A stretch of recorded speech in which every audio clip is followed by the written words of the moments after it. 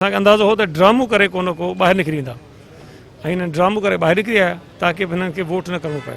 पर बहरहाल उन्हनि पंहिंजो पाण खे ॾेखारियो माण्हुनि जे साम्हूं एक्सपोज़ थियनि ऐं मां सम्झां थो त हाणे हिननि में एॾी हिमत ई कोन थींदी जो सिंध में वञी पंहिंजे लाइ वोट घुरी सघनि ऐं सिंधी माण्हुनि खे पंहिंजो मुंहुं ॾेखारे सघनि। पेट जेके आहिनि अॻु में बि सिंध जा हाणे बि सिंध जा आहिनि, इंशाल्लाह आईंदा वारे वक़्त में बि सिंध जा रहंदा। हीअ सिर्फ़ु ख़ाम ख़्याली आहे, उन्हनि इहो कानून पास करे बेट खणी वेंदा, अहिड़ी काई बि सूरत हाल न थींदी।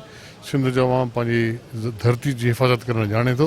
बेट सिंध सरज़मीन जा आहिनि, सिंध जो जा बेट आहिनि, उन ते हक़ जे करे आहे त उहो सिंध जे माण्हुनि जो आहे ऐं उहो उनखे प्रोटेक्ट कंदा। अॼु असेंबली में तव्हां ॾिठो त यूनानिमस रेज़ोल्यूशन पास थियो ऐं जेको बि असांखे करिणो पियो उन खां सवाइ बसि कंदासीं। ऑर्डिनेंस सदर जेको कढियो आहे उन खे सिंध असेंबली रद्द कयो आहे ऐं छाकाणि त उहो गैर क़ानूनी आहे ऐं उहो ग़लति आहे।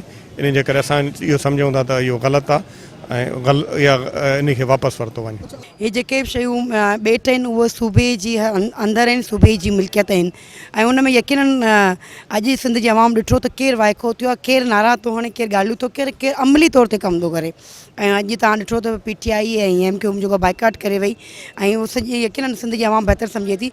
राति विच में हिकिड़ो ऑर्डिनेंस जारी करे ऐं उन्हनि बेटनि ते ऐं जेके माइगर रहनि था उहो अॼु जा कोन्हनि के सदियुनि खां रहनि था, या कराची बि उन्हनि जी आहे ऐं उन्हनि खे अहिड़े तरीक़े सां धिकेले हिकिड़े पासे करे ऐं उन शयुनि ते कब्ज़ो करणु। ऐं असां कतई तरक़ी ख़िलाफ़ु न आहियूं, सिंध गवर्नमेंट तरक़ी ख़िलाफ़ु न आहे ऐं उन जो कोई रूल हूंदो आहे, तरीक़ेकार हूंदो आहे। सिंध असेंबलीअ में मौजूदु PP MPs तोड़े वज़ीरनि जो चवणु हो त सिंध जा बेट सिंध जी मिल्कियत आहिनि, सिंध जे बेटनि ते का बि सौदेबाज़ी क़बूल न कई वेंदी।